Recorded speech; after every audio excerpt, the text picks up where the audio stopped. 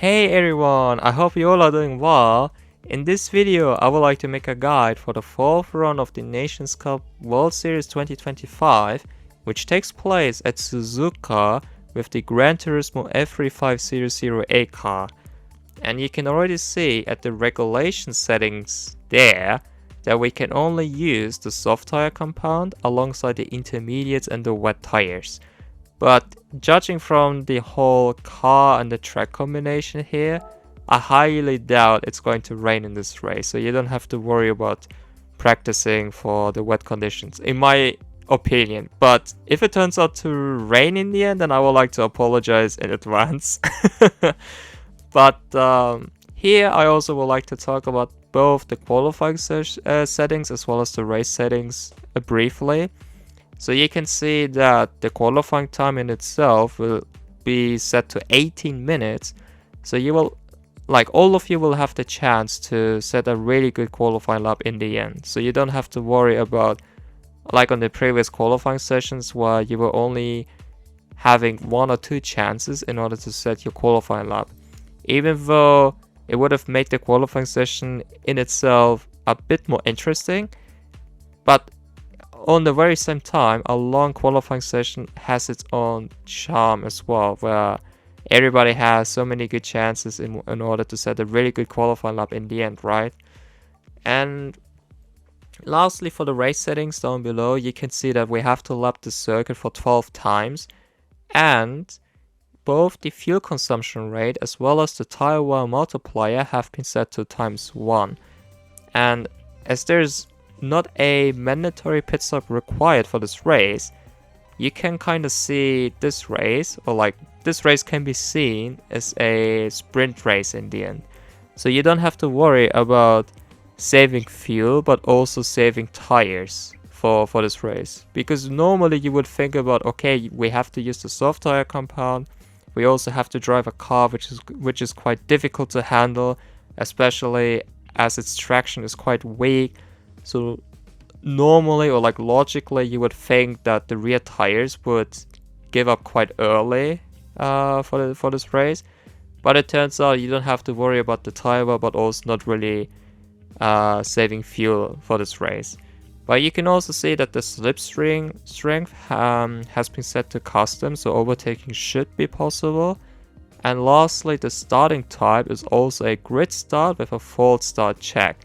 So you can end up either losing or gaining a lot of time. But in this video, I also would like to talk about the track, where you can easily receive a track limit penalty, and lastly showcasing a race simulation run. So I will catch you guys later.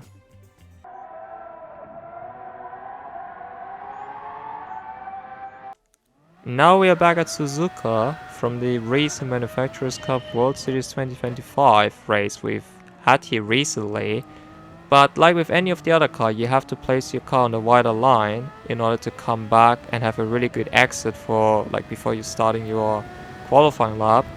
But with this car, you really have to be careful once you want to apply the throttle on the low to mid-speed corners, because you can easily end up losing traction and therefore just end up in the barrier.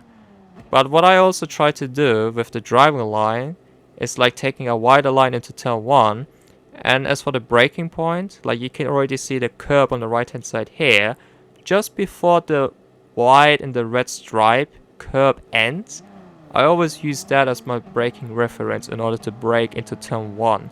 And from here, even though I used that curb a little bit on my best lap so far, I would kinda recommend you guys not using the inside curb here, because once you use the inside curb, it can unsettle your car for the exit once you want to apply throttle. Once you want to apply the throttle here, and you can also end up on the walls quite easily. But here, as usual, you have to use the curbs on the inside to have a better rotation. But for the exit of this curb here, you have to be careful about not applying too much throttle, because then you can also lose the car quite easily. As for here, try to use the curbs on the inside as a rotation for the following corner. As for the left one, I used the 5th gear for the exit for having a better stability. But if you were using the curb on the left hand side before, sometimes it can also spin your car randomly, so you have to watch out for that curb as well. As for the following right-hander, I kinda downshifted into 5th, but you can almost floor it there, like flat out. But then braking into the following right-hander, using the 3rd gear for a really good exit, but try to be patient with the throttle input because you can easily end up losing a lot of time. And then the braking point for that hairpin over there, you can also see the white and the red striped curb on the right hand side. And just before that curb ends, I also use that as a braking reference into the hairpin, for me personally at least. Then here it's also really important to use the 3rd gear for the exit. You can almost floor it here instead because you kind of have to keep your steering wheel straight, but you still have to be careful about not losing the stability of the car. Now the braking point into the following spoon section. What I always use was, like, you can see the tarmac here on the right hand side, right? So for me personally, I always use that as a braking reference before heading into spoon. And here you have to use the curbs on the inside, but here it's quite important not to run a bit too wide. Here, 4th gear for the exit, but then you can almost floor it for the exit, but you still have to be careful because there's still a slight chance where you can end up spinning instead. 130R is flat out with this car. And now the braking point into the last bus stop chicane, if I can say that. For me personally, was like just before the 100 braking marker here on the left hand side. And once you brake into the final bus stop chicane, it's also quite important to cut the first right-hander in order to place your car quite well for the exit of the final corner. But once again, you have to be careful when applying throttle here. And this is literally a lap at Suzuka, or like a tutorial video, if I can say that. But now I would like to showcase you my best lap, as well as talk about the other points.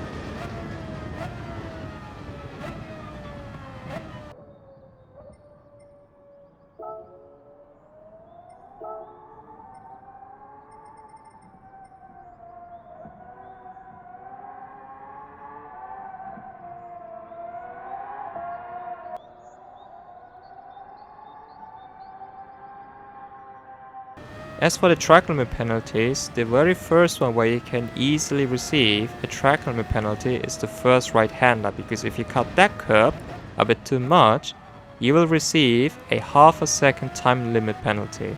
And the last one where I was also able to get a track limit penalty is the exit of that corner, because if you cut it like that, you will also receive a half a second time limit penalty.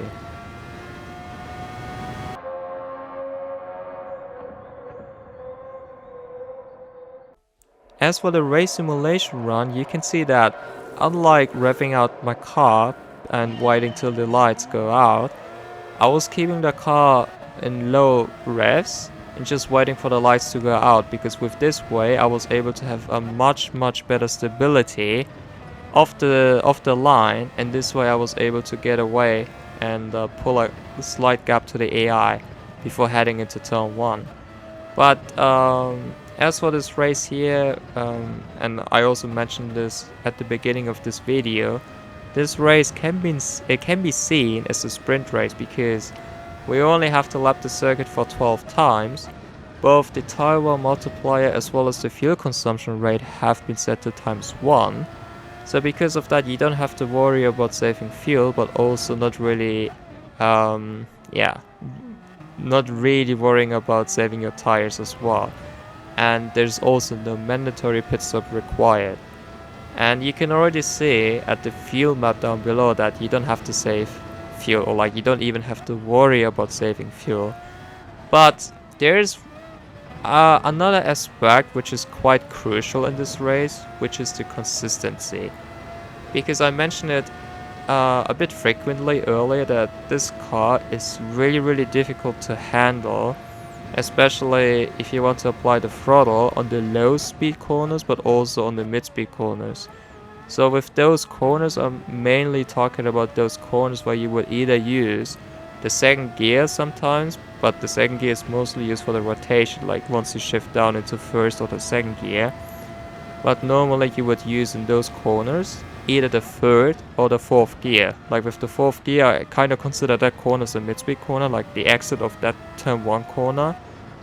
Because once you apply the throttle there, you can easily end up losing the rear of your car, which is not really ideal. And you will also notice throughout the entire race simulation run that my entry into turn 1 was a little bit, I don't want to say sharper, but like more to, closer to the apex of those two corners than what I was doing on my time trial lap. The reason why I was doing that was, for me personally, I was always feeling more secure once I approached those corners, because this way I was still able to take turn 1 quite nicely.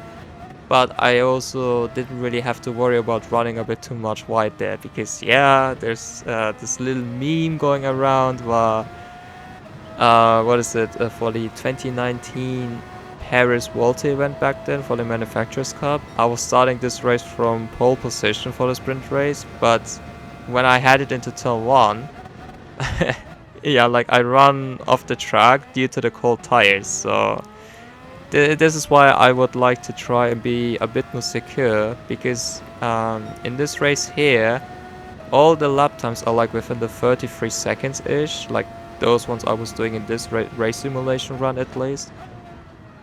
This is also far from perfect, because I also believe that you can maybe do a high 32 pace ish in this race. But normally you should try to look for the mid 33s to low 33 pace, I think. Like for me at least. Or like for the top drivers at least. But in your case, like if you kind of struggle with the throttle application on those low to mid speed corners, I would recommend you guys using traction control instead. You don't have to use traction control 5, but maybe you can use something like 1 up to 2. It's like to your own preference what you can try to use for both the qualifying session but also for the race itself.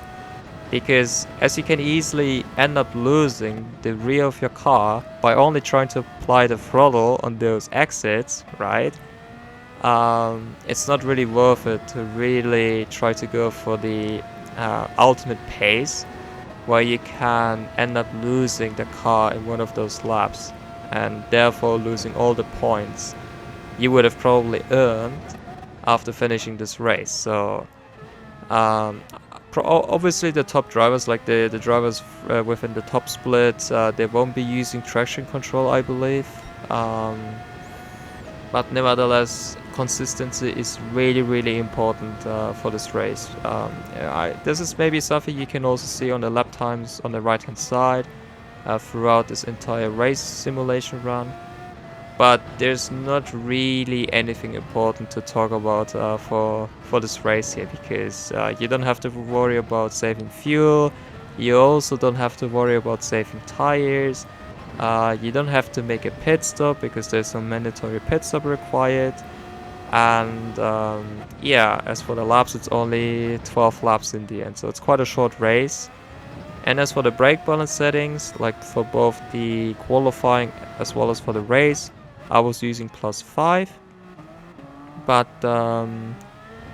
I think you can also try to use any other brake balance settings if you feel like +5 makes the car, lose the rear a bit too much. But I think that's mainly it from my side. Like, if you guys have any more questions, please feel free to ask me your questions down below, so that I can still try to react to them before the race starts tomorrow. But from my side, I would like to wish you all the best for your own races, and hopefully you will also be able to achieve a really good result in the end. And furthermore, I also would like to wish you guys a nice weekend, stay safe, and hopefully I'll be able to see you guys on the next video. So until then, have a good one everyone. Cheers!